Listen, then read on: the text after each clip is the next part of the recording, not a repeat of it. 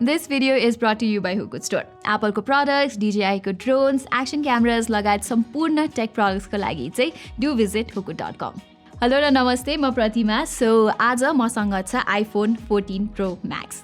दसैँ अगाडिदेखि नै मैले यो फोन चलाउँदै आएको छु. नेपालमा लन्च भइहाल्छ कि भनेर मैले यो भिडियो चाहिँ रिलिज गरेको थिइनँ, तर इट लुक्स लाइक गभर्मेन्टले लगाएको यो $300 भन्दा माथिको फोन्सको import ban is going to continue.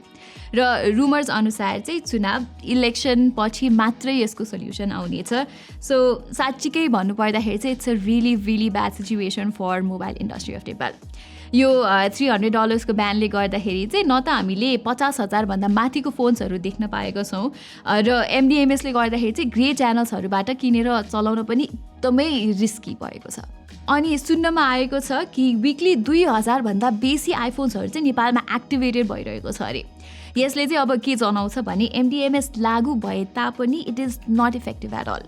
Grey आइफोन्सहरू चाहिँ नेपालमा भित्री नै रहेको छ and people are using them, र government is losing a lot of revenue. So for me यो इम्पोर्ट ब्यान छ नि, honestly it does not make sense. Anyway, iPhone 14 Pro Max hopefully डिसेम्बरमा चाहिँ लन्च हुन्छ होला नेपालमा. डलरको भाउ 133 जस्तो भइसक्यो, र गभर्मेन्टले स्मार्टफोन्सहरूको एक्साइज ड्युटीलाई चाहिँ 2.5%बाट 5% पनि गरिदिएको छ रिसेन्टली. सो लास्ट इयरको iPhone 13 Pro Max भन्दा चाहिँ अलिकति एक्सपेन्सिभ हुनसक्छ 14 Pro Max. 256 GB वाला मोडललाई चाहिँ अराउन्ड 2,20,000 जस्तो पर्न जान्छ, which is around 50,000 rupees higher युएसको प्राइस भन्दा. सो मैले पनि मेरो साथी चाहिँ युएसबाट आउँदाखेरि यो फोन मगाएर आफूले चलाइरहेको छु. What I can say is मेरो एक्सपिरियन्समा चाहिँ लास्ट इयरको iPhone 13 Pro Max जस्तै योपालि पनि Apple is killing it with this one. iPhone 14 Pro Max यति राम्रो छ कि I genuinely think Android smartphone brand should be worried के. र आई एम रियली होपिङ कि स्यामसङको अपकमिङ S23 अल्ट्रा चाहिँ दामी नै हुनेछ भनेर, नत्र फेरि there will be no phones to compete. IPhones might dominate the premium segment. अब iPhone 14 Pro Max को कुरा गर्नु पर्दाखेरि चाहिँ लास्ट इयरको 13 Pro Max भन्दा त्यस्तो धेरै फरक चाहिँ छैन. सो यदि तपाईँ 13 Pro Max र इभन 12 Pro Max चलाउँदै हुनुहुन्छ भने I don't see a reason for you to upgrade. तर यदि तपाईँ iPhone 11 सिरिज अथवा X सिरिज अरू पुरानो आइफोन त्यो टच आइडीवाला चलाउनुहुन्छ भने चाहिँ iPhone 14 Pro Max तपाईँको लागि एउटा दामी अपग्रेड हुनेवाला छ. iPhone 14 Pro Max को डिजाइन चाहिँ फेरि त्यही 12 Pro Max र 13 Pro Max जस्तै नै छ है. योपालि पनि एकदमै हेभी र बल्की नै छ. आइफोनको अब यो Pro Max सिरिज चाहिँ हेभी हुनुको रिजन चाहिँ यहाँ भएको यो स्टेनलेस स्टिल फ्रेम्सले गर्दा हो, जुन चाहिँ अरू फोन्सहरूमा युज हुने एल्युमिनियम भन्दा अलिकति हेभी हुने गर्छ. तर एट द सेम टाइम यसले फोनलाई बलियो पनि बनाउँछ. सो ड्युरेबिलिटीमा चाहिँ बेसी फोकस छ एप्पलको. बट मेबी एप्पलको नयाँ वाच अल्ट्रा जस्तै फ्रेम्समा चाहिँ टाइटेनियम राख्यो भने चाहिँ it will be more durable as well as lighter पनि. होपफुली नेक्स्ट इयरमा चाहिँ वी क्यान सी द्याट. अगाडि डिस्प्ले एस्पेक्टमा चाहिँ iPhone 14 Pro Maxमा धेरै अपग्रेड्सहरू भएको तपाईँले भेटाउनुहुन्छ. सुरुमा त यो फ्रन्ट क्यामेरा र फेस अनलक सेन्सरहरू बस्ने नच नै डिफ्रेन्ट र युनिक छ यसपालि. र यो चाहिँ सिम्पली एउटा नच मात्रै नभएर यहाँ चाहिँ सानोतिनो नोटिफिकेसन्सहरू पनि आउँछ, जस्तै फोन चार्ज गर्दाखेरि र गीत चाहिँ ब्याकग्राउन्डमा बस्दाखेरि यस्तो खालको एनिमेसन यहाँ आउने गर्छ. अब यो चाहिँ त्यस्तो ग्राउन्ड ब्रेकिङ टेक नै चाहिँ होइन, तर सानोतिनो चाहिँ नि क्वालिटी अफ लाइफ इम्प्रुभमेन्ट्स चाहिँ हो जस्तो लाग्छ मलाई. र पछि डेभलपर्सहरूले यो नचमा क्रिएटिभ भएर काम गर्न पनि सक्छ. जस्तै अब कुनै फुटबल म्याच भइरहेको बेला कुनै टिमले गोल हान्यो भने यही नचमा नै स्कोरको अपडेट दिन मिल्ने बनाउन सक्छ. सो यहाँ चाहिँ द पोसिबिलिटी इज एन्डलेस. डिस्प्लेको थप कुरा गर्नुपर्दा योपालि ब्राइटनेसमा चाहिँ एकदमै नै इम्प्रुभमेन्ट भएको छ. यहाँ लास्ट टाइम चाहिँ 1200 निट्स थियो भने योपालि चाहिँ iPhone 14 Pro Maxमा 2000 निट्सको ब्राइटनेस छ. अब रुमभित्र चलाउँदा त खासै नोटिस हुँदैन, तर बाहिर घाम लागिरहेको बेला चाहिँ there is a big difference. Plus यो iPhone 14 Pro Max को display is easily the best display on any smartphone right now.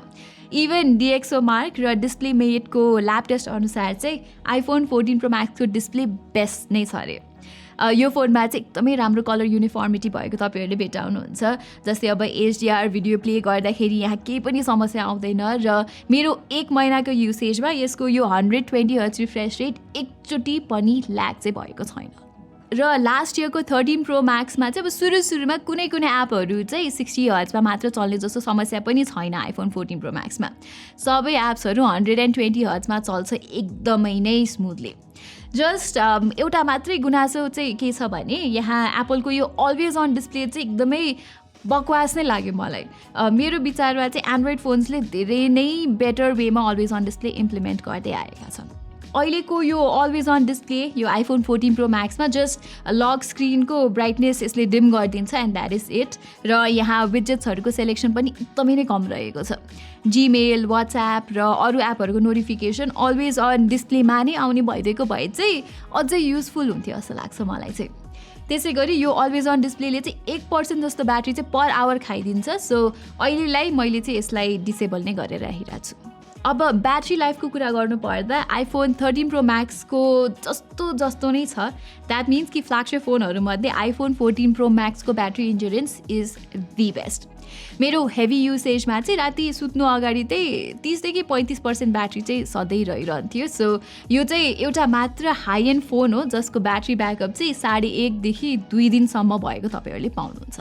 चार्जिङको मामलामा चाहिँ it's still not very fast. त्यही पहिला जस्तै 20 वाटको चार्जिङ सपोर्ट छ जसले चाहिँ यो फोनलाई 0 देखि 80% चाहिँ 1 घन्टामा फास्ट चार्ज गरे तापनि ब्याट्री हेल्थ चाहिँ लङ रनमा राम्रो होस् भनेर रिमेनिङ त्यो 20% चार्ज हुन्छ नि त्यो चाहिँ एकदमै नै स्लो गरिदिन्छ र त्यो 20% हुन चाहिँ 1 घन्टा अझै लगाउँछ।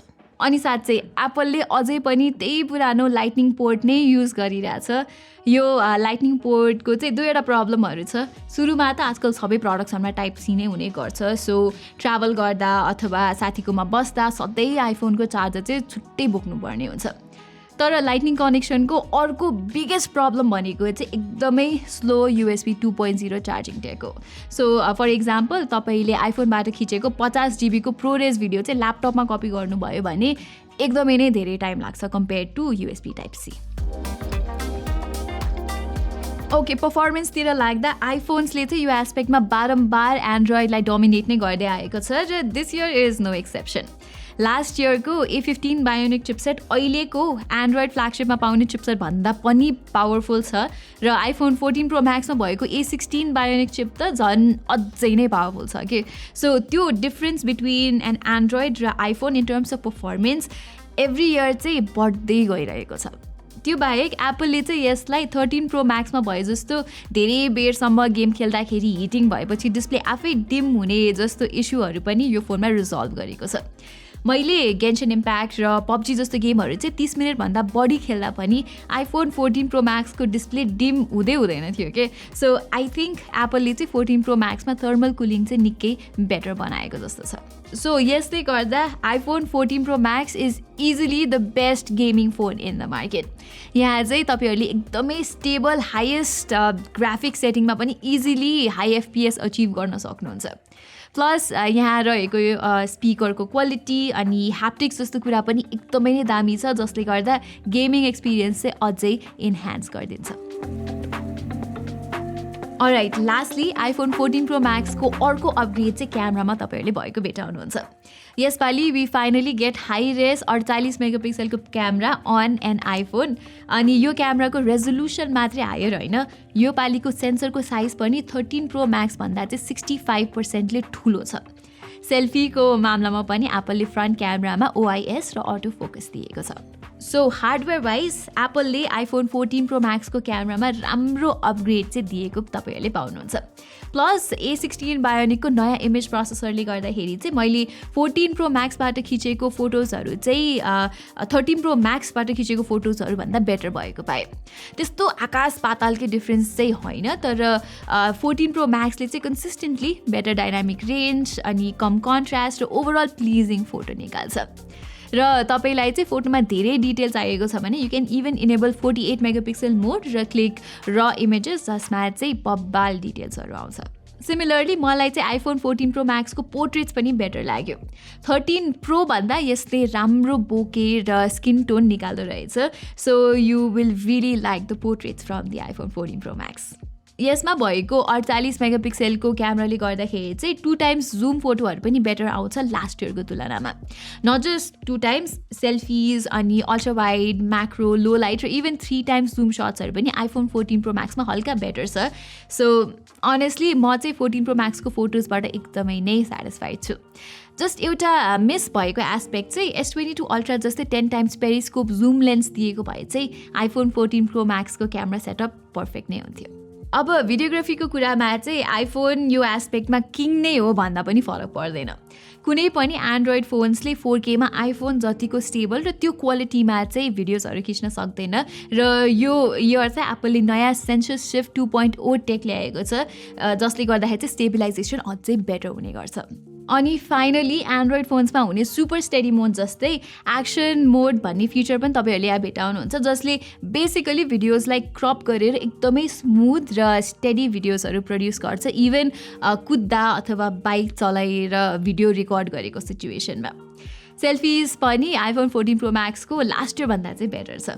सो ओभरअलमा चाहिँ iPhone 14 Pro Max is the ultimate mobile phone for vloggers अथवा भिडियो मेकर्स. सो यही नै थियो मेरो iPhone 14 Pro Max सितको 1 महिनाको एक्सपिरियन्स र I am absolutely in love with this phone. अब त्यही हो, नेपालमा अझै लन्च भएको छैन but if it gets launch this phone is an easy recommendation. I really hope कि यो $300 वाला ब्यान छ नि त्यो चाहिँ चाँडै हट्छ होला and this thing gets launched in Nepal very soon. Lastly यदि तपाईँलाई यस्तै टेक रिलेटेड भिडियोहरू चाहिँ हेर्नमा इन्ट्रेस्ट छ भने हाम्रो च्यानल ग्याजेट बाइट नेपालीलाई सब्सक्राइब गर्न र त्यो नोटिफिकेसन्स आइकन पनि थिच्न नबिर्सिनु होला. आजको यस भिडियोको लागि चाहिँ यति नै. म प्रतिमालाई बिदा दिनुहोस्. धन्यवाद.